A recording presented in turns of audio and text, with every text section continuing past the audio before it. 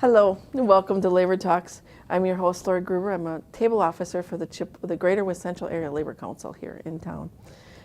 Today's special guest is Joe Letizia, who serves as the General Chairman of the Wisconsin Central System Division of the International Brotherhood of Teamsters, Brotherhood of Maintenance Way Department. Welcome to the show, Joe. Hi. Thanks for having me. Can you tell us a little bit about you and your union? Yeah, I live in Green Bay. Married, I have 3 children. I have been working for the railroad in some capacity since 1998. It's in fact all I've really ever done, apart from a few grocery store jobs. But so in '98 I worked for Wisconsin Central, which was owned by a man named Ed Burkhart. That was sold off to CN around 2002, along with some other lines. And Canadian National? Yes, Correct. yes, Canadian National. So today I am in a union position. So from '98 until 2007, I worked out on the tracks, pounding spikes, running machines, stuff like that. And then in 2007, I was elected to a full-time position with the union by my members, and I've been serving in that capacity now, for about 10 years or 11 years. And Wisconsin Central Division is from Green Bay to Superior, correct? You've got like 8 or 9 locals you take care of? 8 locals. 8 yeah. locals? Yeah, so we actually go all the way, our system goes all the way up to International Falls, Minnesota. So it's the former DMIR and DWP properties. That area deals with iron ore. So yeah, I have 2 locals up in Minnesota, and then one in the Upper Peninsula of Michigan, and the others are in Wisconsin. And you have the one here, correct? It's in Oak Yes, correct. Yeah, it's local 2929 of the BMWE. Okay. And can you tell us the current state of collective bargaining within the rail industry? Yeah, so it's interesting. Last agreement, and basically every agreement with CN up until this one, we have bargained locally. So when I would sit down with CN, it was just, I would just be talking about the agreement between the members I represent and CN. This time around, CN went national. So they went to a national bargaining table, which means several things.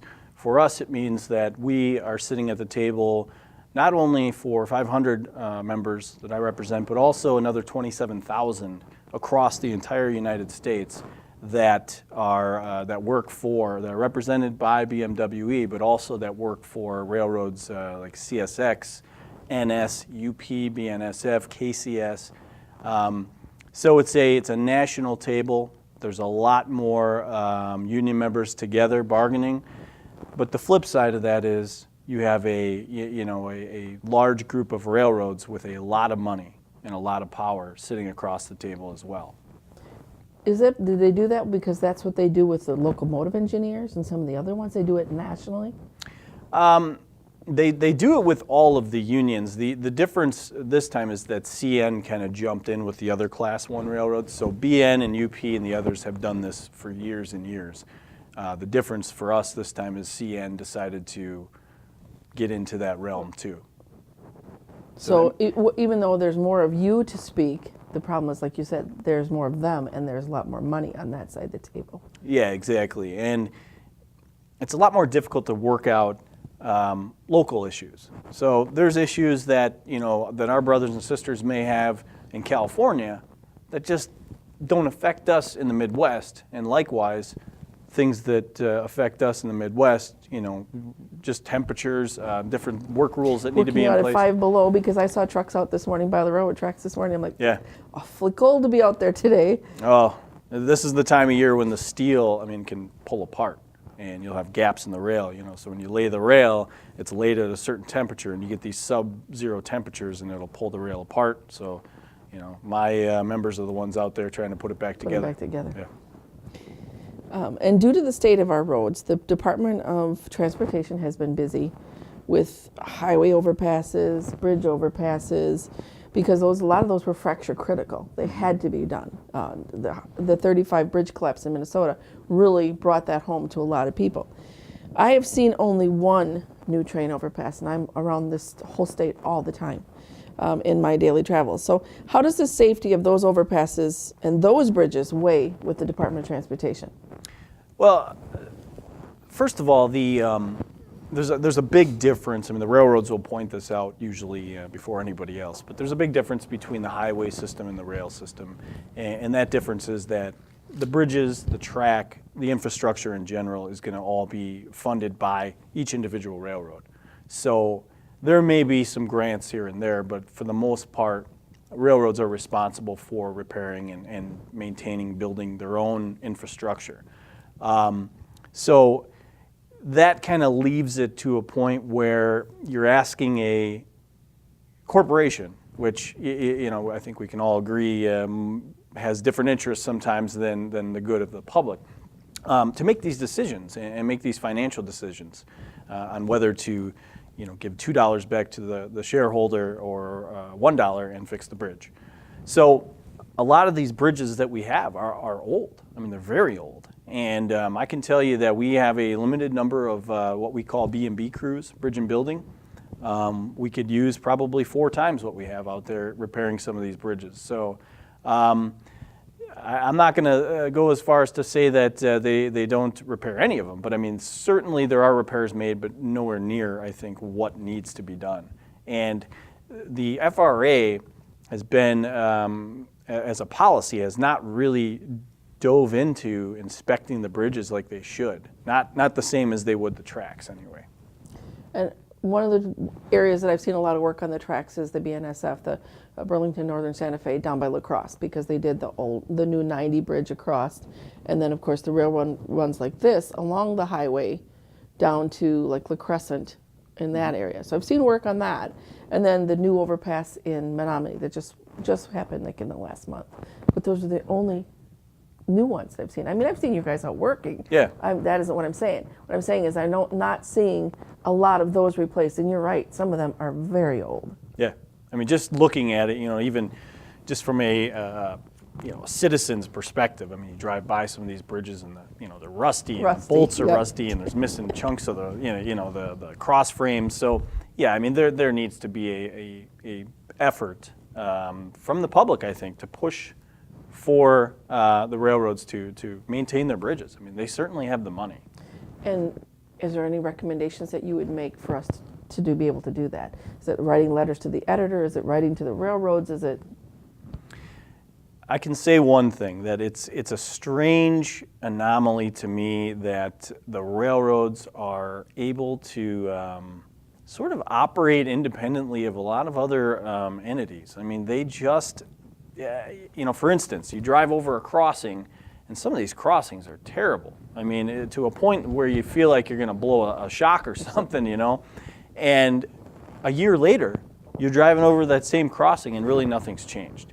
And we'll have people, I'll have neighbors come to me. I mean, I live right by the tracks as well, and they'll say, why don't they fix these crossings? And quite frankly, railroads aren't necessarily concerned with the highway traffic. They're concerned with the rail traffic. So unless somebody literally forces them to do it, a lot of times they're not going to. And if you do see a renewal of a crossing, let's say, for instance, where the tracks are meeting the highway, normally that's going to be because of a dip in the actual rail under the asphalt. So I mean, they're not necessarily doing it to repair the road. It's because their tracks need it. So I'm not sure what the answer is to that. I know our village, we paid extra to the railroad to have the crossing done so that it's also a pedestrian crossing. Oh, wow. Where they did the raising. Sure. And but I think you're right. More communities need to do that. Go to their boards, go to wherever, and ask them to step in and talk to the railroad. Absolutely. And this last year, I know one of the things I saw a lot of was the crash trucks and cars that were found by the railroad crossings. It's like on a float, like on a flatbed. Is that part of the railroad's safety initiative for people to be aware that there's a crossing coming up? I believe that would be part of the Operation Lifesaver initiative. So basically any time that, in my opinion, anytime you can get a visual to the public of the inherent dangers that exist at a rail highway grade crossing, that's a good thing. I mean, unfortunately, accidents continue to happen. I mean, I just heard of an Amtrak out in West Virginia with some lawmakers on it, hit another truck. I mean, you'd think after 100 or 200 years of tracks being there that people would, Would understand they're there. Right. Again, Hammond where I live, has the arms that come down. And yet, there are 2 town roads on either side of town, and another one on the west side in the village, that there are no arms.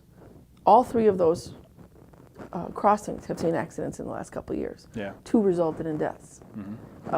Part of it is I think people know those tracks are there, they just don't slow down. Right. It should actually be the reverse. Yeah. And I was hoping when I started seeing the trucks and cars out there that it would smash, that's what it would do, wake people up. Yeah. Wisconsin actually passed recently a law that basically makes it so that drivers need to stop if they even see a train or machine on the tracks, even if the gates are not down. So this generally, I mean, if you're going to have a train, the gates will normally go down. But the machinery that fixes the tracks, the machinery that the men and women that I represent run and operate day to day, it doesn't shunt the track. So when you shunt the track, you're essentially sending a signal to the gates saying, hey, there's a piece of equipment here, we need to protect the crossing. Yeah. So the machines that we run generally do not shunt the gates. So it leaves us in a position where at some point we're going to have to go across that crossing. And when we do, the gates are not going to come down for us. And to be fair to the motorist, if the gates aren't down, they have it in their mind that, hey, there's gates here, there must not be anything coming, and this results in a bad scenario. So lawmakers have tried to address the issue on a state level by saying, okay, if you're a motorist and you see a machine or if you see a train, you need to stop. The bigger picture is they need our machines to shunt. But have they notified the public that law has changed? It's like telling people to move over when they see emergency vehicles on the highway. Right. How many people do it? Yeah. It's a law. Right. I can tell you that, I mean, it was news to me even, just not too long ago. I was talking with our, legislative rep, and he brought it up, and I haven't seen it on the news or anything like that. I haven't seen it on the news either. You mentioned the Operation Lifesaver. Can you tell us about that initiative? Yeah, so Operation Lifesaver has been around for quite a while now. I think all the Class 1s participate, but it's a nonprofit safety education program. Essentially they'll have, now it's more probably aimed at media sources, so they'll try to do things online. They'll have some events sometimes. They'll put cars out like you had seen. It's basically trying to educate the public, as I said before, the sort of inherent dangers that exist at the crossings. And, there's always room for improvement, obviously, but it's good to see there's a program at least addressing it. Yeah. Some of the root causes, though, are not being addressed. And like I said, and there's a lot of people out there who think they can beat the train. And one of the accidents in particular out by us was a tractor and a haybine who thought he could beat the train. Trains move a lot faster than a tractor and haybine. And they don't stop very good. No. Can you tell us about the Wisconsin Rail Plan 2030 and how it may affect your members?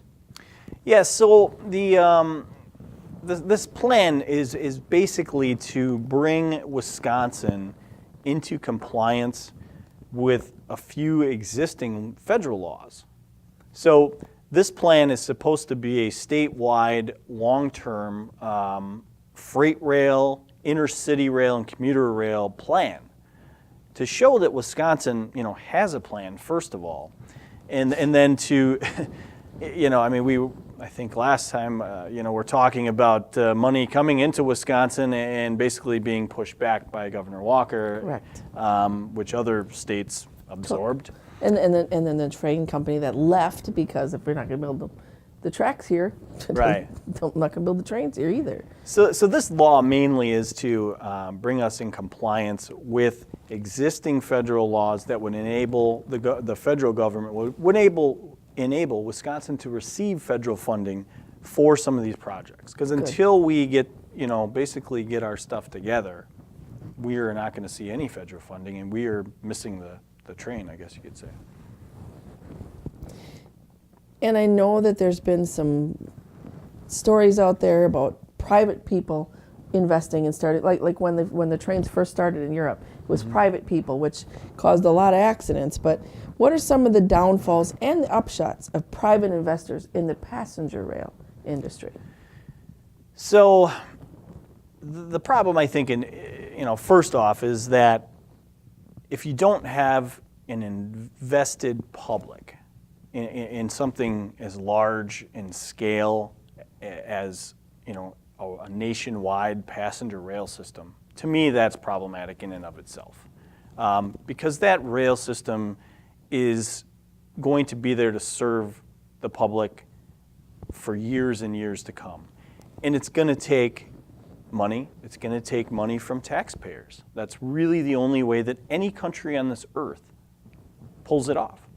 This is not done by any private group 100%, or necessarily, I think there are probably some that are fully, governmental, paid for by the governments.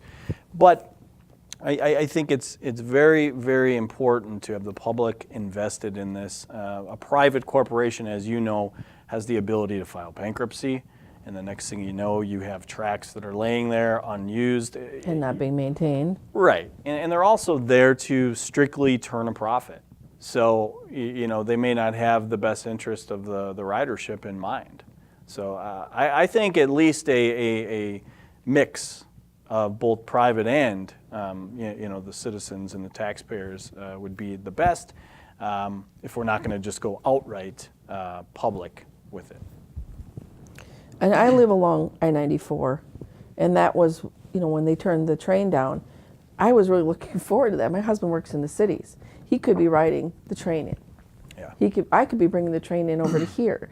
My boss from Milwaukee would get on the train from there to Chicago, and she said she'd get a lot of work done rather than clouding up the highway with another vehicle. Yep. So Amtrak, a lot of people don't hear about Amtrak. So for me, I'm in Green Bay. It doesn't come up to Green Bay. At one point, there was passenger service, but not in my lifetime. So Amtrak has an annual ridership of 30 million people. I mean, this is a very, very large system. It goes across 46 states, 2 Canadian provinces. So basically, it takes, I think it's 3.2 billion in revenue is what Amtrak brings in, and it takes 4.2 to operate. So there's a small part of it that needs to be subsidized by the people. And that's at the current efficiency. So it would take more than that to get it to be something like you see in China or Japan or Europe. But the difference is, like you said, they're taking many vehicles off the road. And if you look overall at traffic accidents versus train derailments, it's just much safer in general. Just like it's safer to fly, but people Right. don't see it. And yet the Amtrak uses the same lines, the same tracks as the industrial trains. Correct. And we know that with the Frex and everything else, the industrial trains have been much more heavily on those tracks. Yeah. So they obviously have to wait for them to get through, and I would think that would have a problem with their scheduling.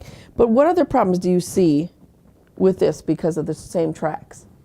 Well, so there's that. There's obviously the fact that the freight railroad is dispatching the trains. So they're in charge. Amtrak, the engineer on Amtrak basically just listens to BNSF's dispatcher. Go in the siding, wait for an hour, I'm going to send 3 grain trains by you, and then maybe you'll get out. So that's problem number one, as you said. The second problem is the tracks themselves. It's very difficult to set up a track for both passenger and freight. So when I used to run a machine called a tamper, when you would go into a curve, you're actually lifting, the outside rail to a degree that it can go 60. The train can go 60 around and hold those cars to the track. You can't have a flat track or you'd Right. fly off the rail. So they're set up for the freight trains, meaning that those passenger trains are only going to be able to travel probably half of what maybe they could. They'd like to be. Right, exactly. So it's inefficient, I don't want to say by design, but in a way. I mean, as long as they run on those tracks, they are going to be, not only at the mercy of the dispatch of the freight railroads who are trying to turn a profit again for their trains and going to give priority always, but second, it's never going to be a true high-speed system on the existing freight tracks. So in a perfect world, they should have their own Absolutely. tracks that are set for them, and then they can be made to be more Yes. high speed. Yeah, I mean, the wear and tear on those tracks is completely different. I mean, when you have 200,000-pound cars full of petroleum or full of grain pounding, going 60 mile an hour, that's a lot different than a cushioned kind of passenger car. A lot lighter, but you're going to be able to obtain speeds that, like I said, are not comparable to what we're doing now. Now, if somebody would like to come and work and be a Brotherhood Maintenance Way working for the railroad, what types of things do they need to know? I mean, they have their own retirement, right, with the railroad retirement. Correct. Yes. What other things do they need to know? So just a few days ago, I was down in Illinois, and I met with a couple new hires. So giving the company is nice enough to allow me to come in on their time, and which is different for us. But so when I talk to them, the main thing I stress is, and this is probably not just our union, I would say all 13 rail unions in general. There's a lot of travel, so we're gone a lot. The railroad runs basically 24/7, every day of the year. And it's also good to know, I think, that the overall safety of the rail industry has gotten better. So not only the machines that we use have lessened the load, let's say, on our bodies. I mean, it's still hard work, don't get me wrong. By any stretch, I'm not trying to say it's not hard, because it is. But there's been innovations, and machines now do a lot of the work that we used to do with 10 people. Now it takes 2. So I'd like to point out that there are more safety precautions in place, and that it's not as dangerous, but it's still very, very, it's a volatile atmosphere. Okay.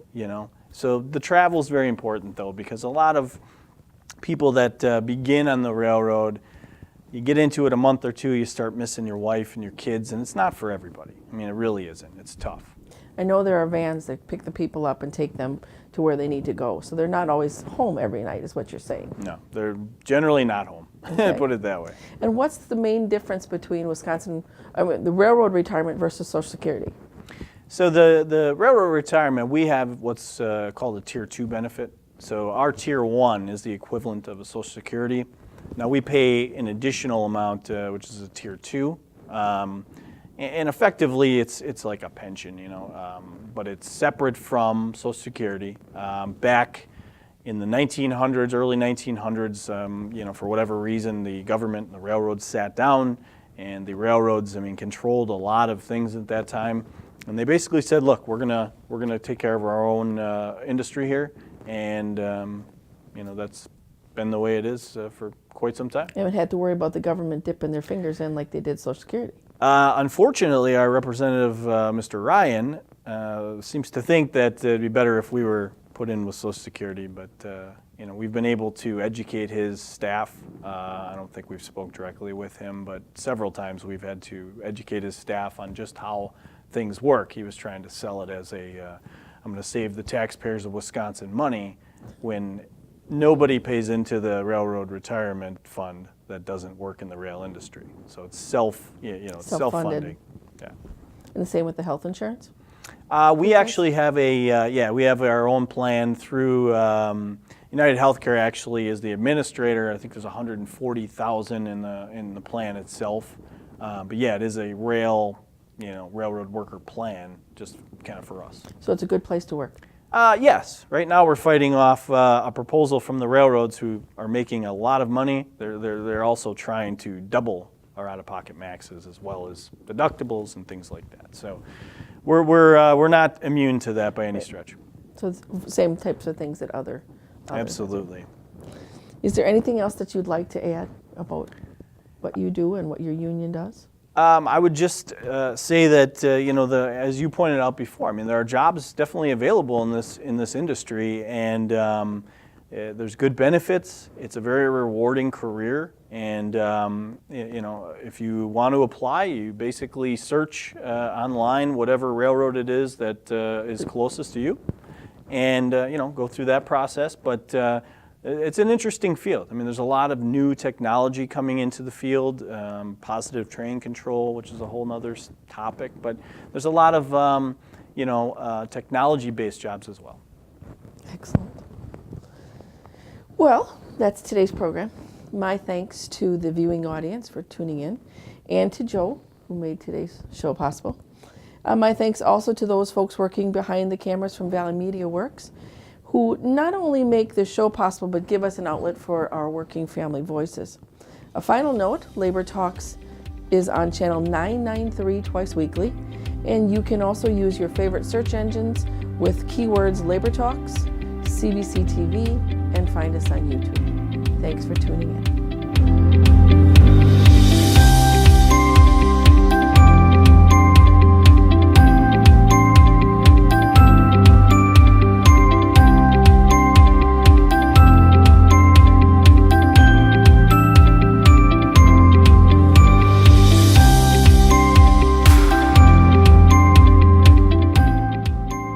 Television is made possible by continuing community support. If you would like to volunteer or make a donation, you can contact us by calling 715-839-5067 or on the web at www.cbctv.org.